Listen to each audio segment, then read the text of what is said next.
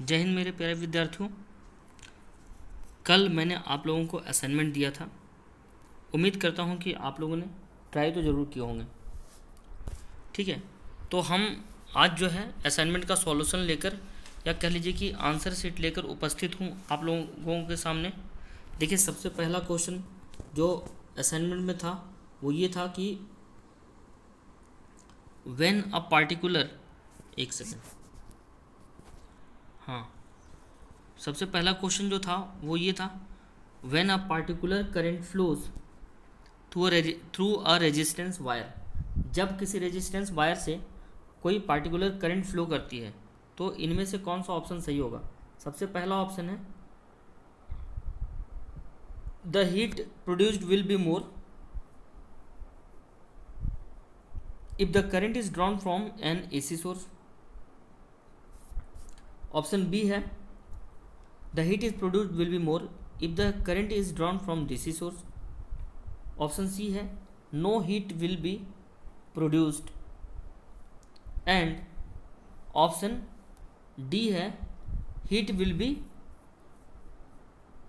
independent, heat will be dependent of source and current. Independent होना चाहिए ना, independent होना चाहिए, हाँ, heat will be independent of current and source.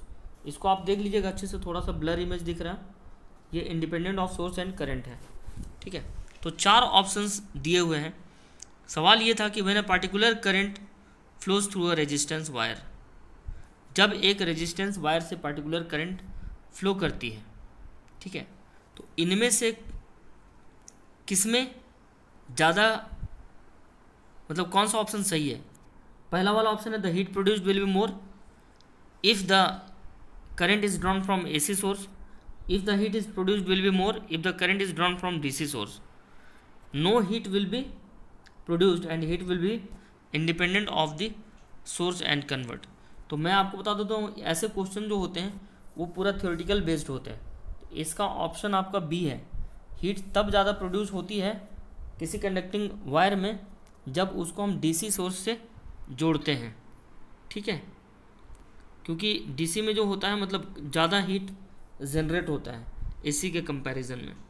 उसके बाद देखिए जो नेक्स्ट सवाल है, there are 2 wires of same material and length. 2 wire हैं, ठीक है, और दोनों का मटेरियल भी सेम है और लेंथ भी दोनों का सेम है, L1 बराबर L2। The cross section of the wire are different. Cross section अलग अलग है, इसका एरिया मान लेते हैं A1 और इसका A2 मान लेते हैं, है ना। If the diameter of the first wire is double, मतलब इसका जो डायमीटर है इसके डायमीटर से डबल है, यानी कहने का मतलब है कि जो D1 है वो 2 × D2 है। ठीक है, तो R1 भी उसी तरह से हो जाएगा। R1 बराबर क्या हो जाएगा, 2 × R2 हो जाएगा। अगर डायमीटर डबल है तो रेडियस भी क्या होगा, डबल होगा। तो आप इसको अच्छे से देखिएगा। नेक्स्ट नहीं, इसी सवाल को देखते हैं क्या है पूरा। If the diameter of the wire is double that of the second wire then the specific resistance of the first wire will be. ठीक है, तो दूसरा का आपका सवाल नंबर ये 2 था। इसमें देखिए क्या लिखा है, ऑप्शंस क्या क्या है। 4 times that of second wire, B है double that of second wire, C है half that of second wire and D है same as that of the second wire. तो देखिए सेम तो होगा नहीं, बिल्कुल भी नहीं होगा। ये चौथा ऑप्शन, ये तो बिल्कुल भी नहीं होगा। हाफ, अब इन तीनों में से जो हो जाए, या तो डबल हो जाए, या तो 4 टाइम्स हो जाए, या तो हाफ हो जाए। तो पूरी तरह से कैलकुलेशन बेस्ड क्वेश्चन है। आपने फॉर्मूला पढ़ा होगा R = ρl/a, ये फार्मूला आपने पढ़ा होगा। तो इस फार्मूला के अकॉर्डिंग अगर यहाँ पर R1 ले लेंगे तो यहाँ पर L1/A1 हो जाएगा। तो L1 L2 तो दोनों का सेम है, एरिया अलग अलग है। तो R1/R2 = हो जाएगा ρ1 × L, तो सेम ही है तो /A1 कर देते हैं, और ये हो जाएगा आपका ρ2 × L/A2। ठीक है, तो यहाँ से आपको देखिए ये L और ये L कैंसिल हो जाएगा, तो फाइनली क्या हो जाएगा, ρ1/ρ2 और इंटू A2/A1। तो A2 है आपका πr2² और ये आपका πr1², तो ये भी कैंसिल हो जाएगा। ठीक है, ये भी पाई ये भी कैंसिल हो जाएगा, तो बच जाएगा मेरे पास क्या, ρ1/ρ2 इंटू r2/r1²। ठीक है, तो यहाँ पर देखिए दिया हुआ है आपका, तो यहाँ से आपका इस फॉर्मूला का इस्तेमाल करके जब आप इसको सॉल्व करेंगे तो सॉल्व करने के बाद आपका जो ऑप्शन आएगा वो फर्स्ट ऑप्शन आ जाएगा। ठीक है, क्योंकि आपको क्या निकालना है, specific resistance of the wire. तो कह लो स्पेसिफिक रेजिस्टेंस कह लो, R1/R2 कह लो। अब यहाँ पर देखिए मैंने लिखा था ρ1/ρ2, लेकिन यहाँ पर मटेरियल सेम है तो ये दोनों भी सेम होगा, तो ये दोनों भी कैंसिल हो जाएगा। तो मेरे पास सिर्फ बच जाएगा R2² और यहाँ पर देखिए 4 times that of second wire. तो R1/R2 जो आया मेरा, तो ये हो गया आपका R2²/R1²। ठीक है, तो सवाल को अगर अच्छे से देखा जाए तो क्या बोला, the cross section of the wire different if the diameter of the first wire is double that of the second wire. यानी ये इसको हम लिख सकते हैं 2 × R2 इसका स्क्वायर, और ये हो जाएगा आपका R2²। ये देखिए ये डायरेक्ट आपका ये इसके साथ ये कैंसिल हो जाएगा, तो 1/2² 1/4 हो जाएगा। यानी मेरे पास जो R1/R2 बचेगा ये कितना हो जाएगा, 1/4 हो जाएगा। तो 1/4 अगर हो जाएगा तो ये आपका हो गया आपका R1 × 4 and this equals to R2। तो ये देखिए कितना हो गया आपका 4 times that of the second wire. लेकिन इसमें कुछ उल्टा आ रहा है मेरा, क्या आप चेक करो, इसी फार्मूला से बनेगा। ठीक है ना, आप फार्मूला लगाना R1/R2 and this equals to ρL/A1 हो जाएगा और नीचे हो जाएगा ρL/A2। तो ये ρL और ये ρL कैंसिल हो जाएगा, तो ऊपर हो जाएगा A2/A1। अब यहाँ पर सवाल में इसी की जगह पर पुट कर देंगे। तो वायर है, तो वायर का एरिया होता है आपका, ठीक है, एरिया होता है आपका πr², क्योंकि वायर जो होता है वो सिलिंड्रिकल होता है। तो सिलेंडर का उसका क्रॉस सेक्शन हम लोग एरिया लेते हैं, सिलेंडर का जो क्रॉस सेक्शनल एरिया होता है वो πr² होता है। तो वही दिया, if the diameter of the first wire is double, first wire का डायमीटर डबल है that of the second wire का। तो अगर डायमीटर डबल है तो रेडियस कितना हो जाएगा, मान लेते हैं कि D1 जो है ये हो गया आपका ट्वाइस ऑफ R1 और जो D2 है ये हो गया आपका ट्वाइस ऑफ R2। तो R1 कितना हो जाएगा, तो ये अगर दोनों को डिवाइड करेंगे तो ये तो कैंसिल हो जाएगा, D1/D2 इक्वल्स टू R1/R2 हो जाएगा।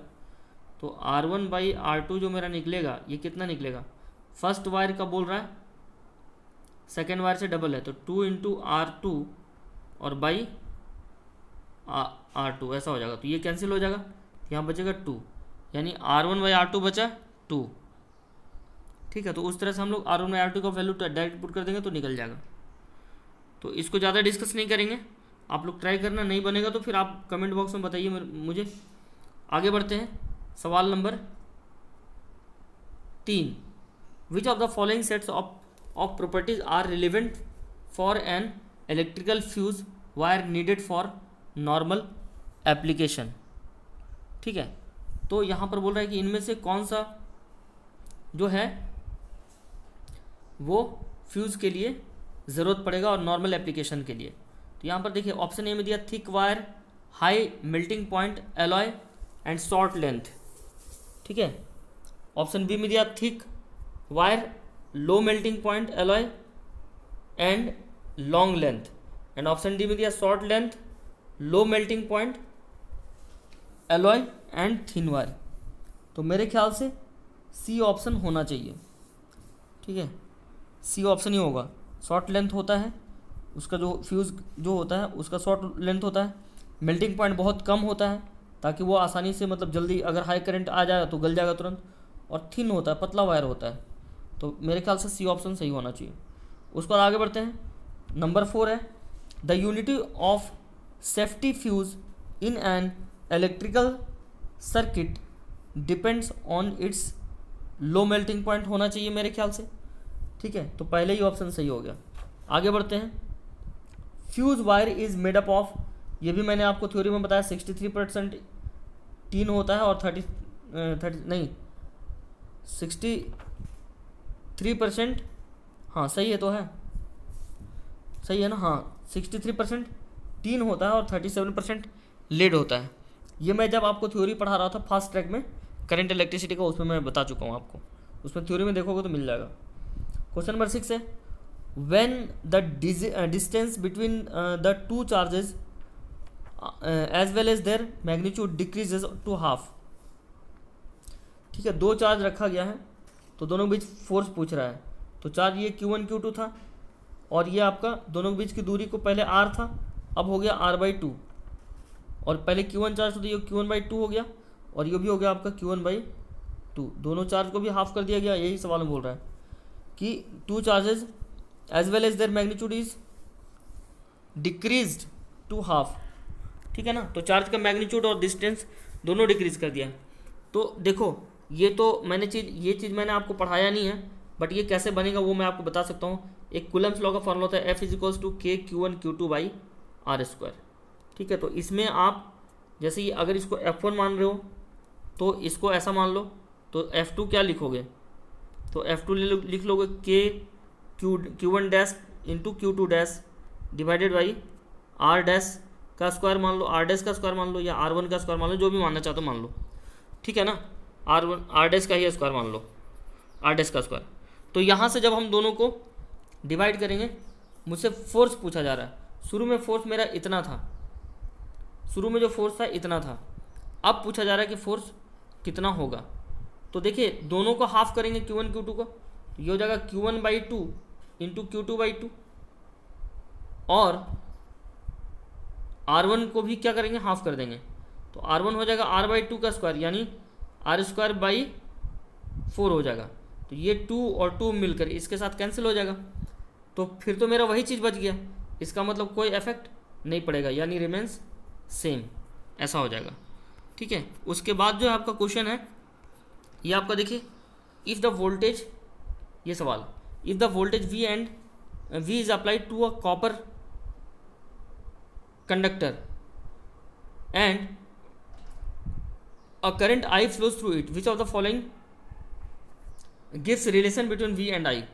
सबको पता है V और I का रिलेशन क्या होता है, ऑप्शन ये पता है सबको। उसके बाद the materials of negative electrodes and positive electrodes, sorry the materials of negative electrodes, positive electrodes, electrolytes and depolariser of dry cell respectively पूछ रहा है कि रेस्पेक्टिवली कौन सा ऑप्शन सही होगा। तो क्या क्या पूछा है, नेगेटिव इलेक्ट्रोड में जिंक होना चाहिए, ठीक है, पॉजिटिव इलेक्ट्रॉन में कार्बन होना चाहिए, तो ऑप्शन ए तो नज़र आ रहा दिख रहा है।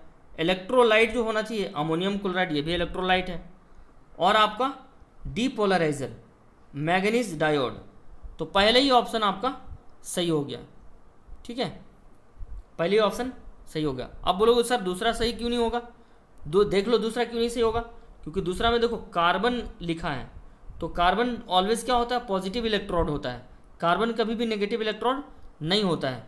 आपको इस क्वेश्चन में इसके अकॉर्डिंग अरेंज करना है, पहले नेगेटिव इलेक्ट्रोड लिखा है तो आपको नेगेटिव ही लिखना है पहले। अब देखो, अब बोलोगे सर ऑप्शन डी बताइए, डी में भी तो पहले जिंक लिखा हुआ है, तो ये भी तो हो सकता था, बिल्कुल हो सकता था, बट हम पूरा तो देख ले पहले कि क्या है। तो जिंक और कार्बन ये दोनों तो सही है, negative electrode and positive electrode ये दोनों सही है।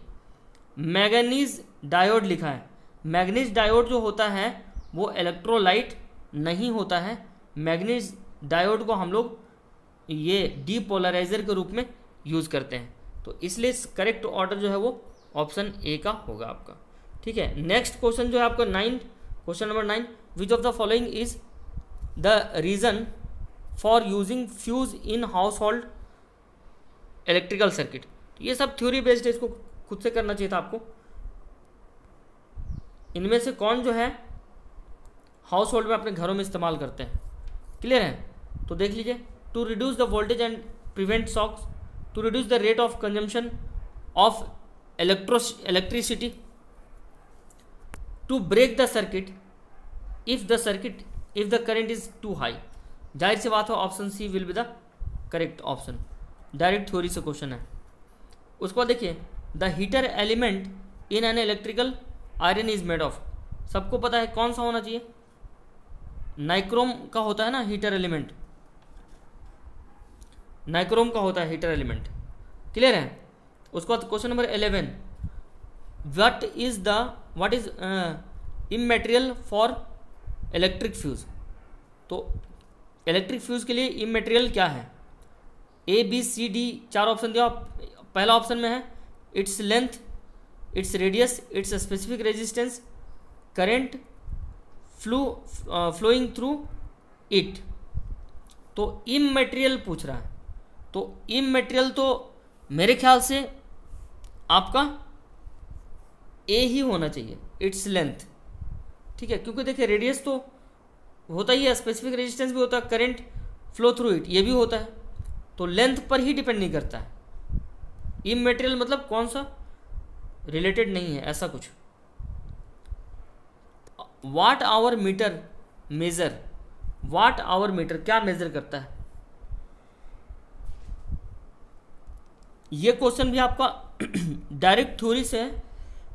और वाट आवर जो मीटर होता है, जो घरों में जो मीटर लगी होती है, वो इलेक्ट्रिक एनर्जी मीटर मेजर करता है, और उसकी जो यूनिट होती है वो वाट आवर में होती है। तो ये भी देख लीजिए, आपका बन गया। नेक्स्ट जो सवाल है, सवाल नंबर 13।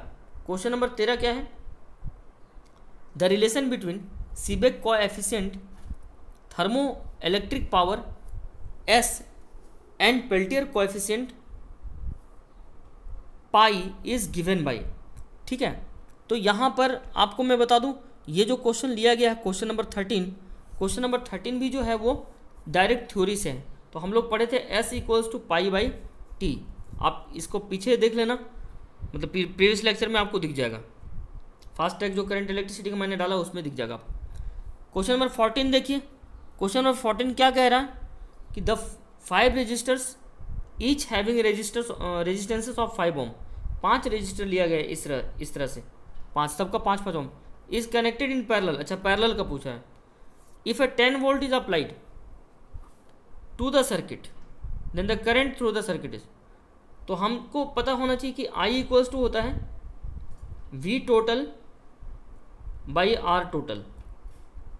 ठीक है, तो हमारा इसमें V टोटल 10 वोल्ट दिया हुआ है, तो इसको निकालने की जरूरत नहीं, R टोटल हमें निकालना है। तो R टोटल कैसे निकालेंगे? तो 1/R टोटल हो जाएगा आपका 1/5 प्लस 1/5, ऐसे करके 5 बार होगा।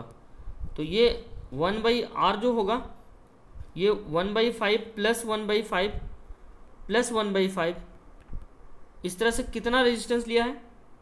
5 रेजिस्टर लिया, तो इसका जो वैल्यू होगा 1 ओम हो जाएगा। तो अगर 1 ओम हो जाएगा तो I बराबर कितना हो जाएगा? 10 वोल्ट, और डिवाइडेड R की वैल्यू 1 ओम है, तो 10/1 यानी 10 एम्पियर। यानी कौन सा ऑप्शन हो गया आपका?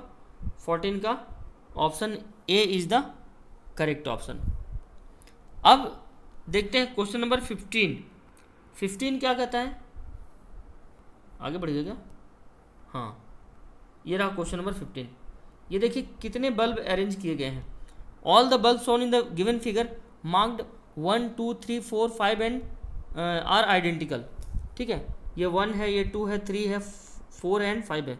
ये सारे बल्ब जो है वो आइडेंटिकल बल्ब हैं। तो अगर ये आइडेंटिकल बल्ब है तो इसमें से कौन सा ऑप्शन सही होगा?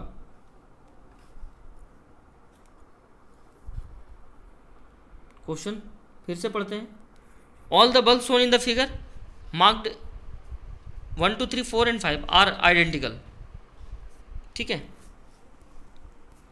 तो इसमें से कौन सा आइडेंटिकल? क्वेश्चन ये इनकम्प्लीट है शायद, ये क्वेश्चन का मीनिंग पूरा क्लियर नहीं है, बट फिर भी देख लेते हैं।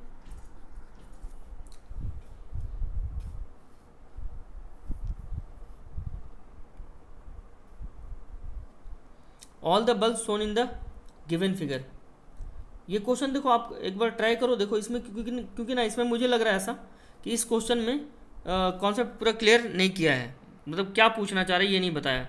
क्योंकि देखो ये 15 नंबर क्वेश्चन है, तो इसमें मतलब अगर ये पूछता कि इनमें से कौन सा आइडेंटिकल है, ये तो बोल ही रहा कि आइडेंटिकल है, फिर पूछ क्या रहा है, both 1 and 5, both 3 and 4, only 2, only 1, कुछ नहीं समझ आ रहा है कि क्या पूछ रहा है। ठीक है, तो ये इनसफिशिएंट डेटा है 15 नंबर। तो इसको आप या तो खुद से ट्राई करिए या फिर देखूंगा मैं, अगर ट्राई करूंगा अगर बन जाएगा तो मैं आपको व्हाट्सएप के ज़रिए बता दूंगा। उसके बाद देखिए क्वेश्चन नंबर 16 क्या कहता है कि 3 equal resistances connected in series across a source of EMF together dissipates power 10। Power है आपका 10 वाट और 3 रेजिस्टेंस है, मान लेते हैं R1, R2 एंड R3 है, तीनों को सीरीज में जोड़ा है तो तीनों डायरेक्ट ऐड हो जाएगा। What will be the power dissipated if the same resistances are connected in parallel across the same। ठीक है, बोल रहा है कि R1 plus R2 plus R3 लिए हैं। ठीक है, तो इसको मान लो आप कैपिटल R, या फिर मान लो कि तीनों का रेजिस्टेंस आपका R है, तो R है तो 3R हो जाएगा। तो अभी जो पावर होगा, पावर होता है V² बाई R टोटल, तो V है आपका, ठीक है, पावर आपको दे दिया 10 वोल्ट, या फिर P equals to I into V भी होता है, ये भी होता है। तो यहाँ से देखिए पोटेंशियल ड्रॉप मेरा निकल जाएगा। कैसे निकलेगा, पावर का 3 फॉर्मूला होता है हमारे पास। पावर इक्वल्स टू होता है, एक तो होता है VI, एक होता है आपका I² R, और एक होता है V² अपॉन R, ये होता है। तो 3 फार्मूला होता है, तो तीनों में से देख लीजिए कौन सा फार्मूला लग के बनेगा। सवाल ये है कि 3 रेजिस्टेंस को लिया गया R करके, तो टोटल रेजिस्टेंस 3R हो गया, तो पावर इक्वल्स टू हो जाएगा I² R हो जाएगा। तो जो भी हो सर्किट में जो टोटल करंट जाएगा वो तो I ही जाएगा। तो मान लेते हैं कि P1 बराबर I² R1, तो R1 तो इतना कितना हो जाएगा I² इंटू 3R हो जाएगा, और P2 बराबर अगर हम पैरेलल में रखते हैं तीनों रेजिस्टेंस को तो 1/R प्लस 1/R और प्लस 1/R यानी 3/R यानी R/3 यानी R/3, इक्विवेलेंट कितना हो जाएगा R/3।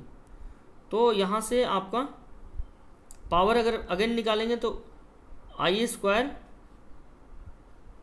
इंटू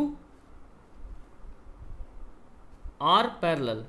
ठीक है, तो इसके पहले वाला फार्मूला में मेरे पास क्या आया था, पावर यानी 10 वाट equals to I² into 3R आया था। तो हम यहाँ से I² कितना लिख सकते हैं, 10/3R लिख सकते हैं। तो I² के जगह पर हम रख देंगे 10, तो 10 का स्क्वायर 100 हो जाएगा, और 3² R स्क्वायर हो जाएगा 9R², और ये जो है आपका RP, इसकी वैल्यू कितनी आई है, इसकी वैल्यू आई है R/3। ये देखिए एक R ने एक R को मार दिया ऐसे करके। मैं गलत कुछ बता रहा हूँ क्या, नहीं, I² आपका डायरेक्ट 10/3R आ जाएगा।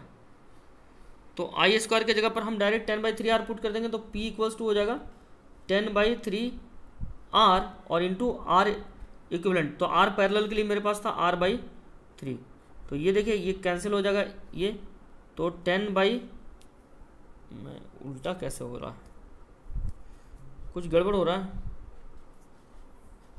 3 3 जा 9, तो 10/9। चलो ठीक है, इसको मैं देख लूँगा, ये भी थोड़ा सा नहीं बना बट बनेगा इसी तरीके से। ठीक है, तो आप इसको ट्राई करना, नहीं बनेगा तो फिर बताऊँगा।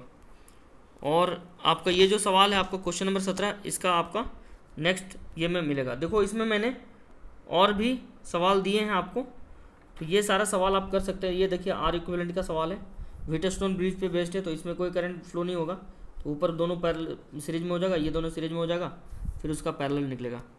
तो आप जैसे इसका PDF में सेंड कर रहा हूँ, ये सॉल्यूशन हो गया, तो आप इसको सॉल्व करिए। इस पर मैं एक लेक्चर और ले सकता हूँ अगर आप बोलोगे तो। इसमें अच्छे अच्छे सवाल हैं, आप सारे सवाल को सॉल्व करिए और मुझे बताइए कि आपको और इसमें क्या चाहिए।